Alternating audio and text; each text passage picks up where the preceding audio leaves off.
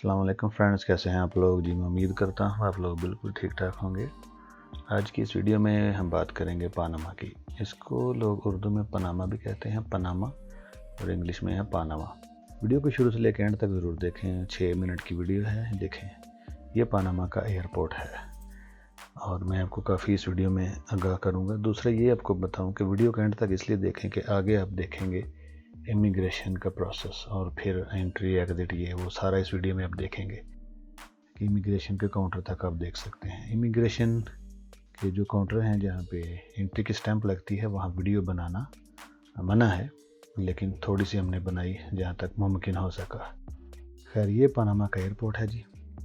एक चीज़ मैं आपको बता दूँ, जो लोग पाकिस्तानी इंडिया से आते हैं, अगर किसी की फ़्लाइट है पनामा से, पूरे साउथ अमेरिका, नॉर्थ अमेरिका और कैरेबियन में फ़्लाइट से आती हैं। अगर किसी ने बहामास जाना है, अगर किसी ने गियाना जाना है, क्यूबा जाना है, ग्वाटेमाला जाना है, यूएसए जाना है, तो यहाँ से फ़्लाइट से आती हैं सारी।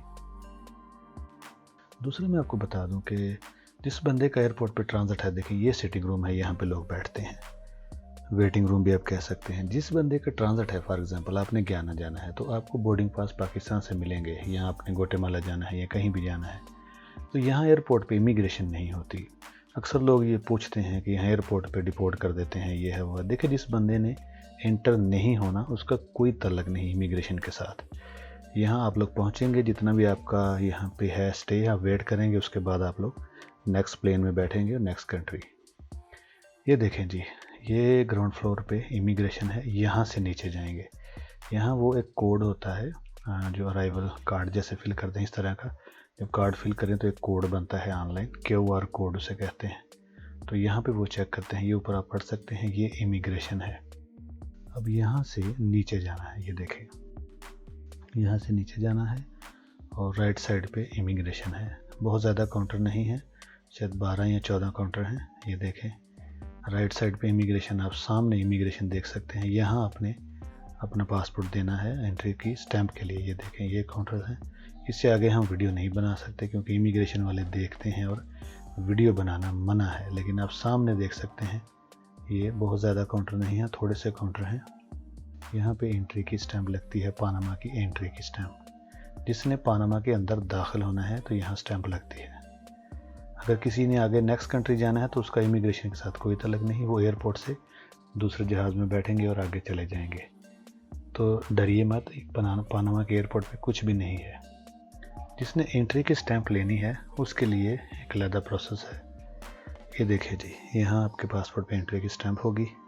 स्टैंप के बाद वो कस्टम वाले जो होते हैं वो बैग्स वगैरह चेक करते हैं, खोलते नहीं हैं, सिर्फ स्कैनर से निकालते हैं और इसके बाद बैग जब चेक कर लेते हैं तो ये देखिए, बे विंडो से पनामा, वेलकम टू पनामा। तो यहाँ से आप लोग बाहर निकलेंगे और आगे ये लोग खड़े हैं, दोस्त रिश्तेदार जो लोगों को लेने आते हैं। ज़्यादातर यहाँ पे होटल्स वाले हैं, जिन लोगों की बड़े होटलों की बुकिंग है, वो होटल्स वाले यहाँ पे आते हैं अपने पैसेंजर्स को पिक करने।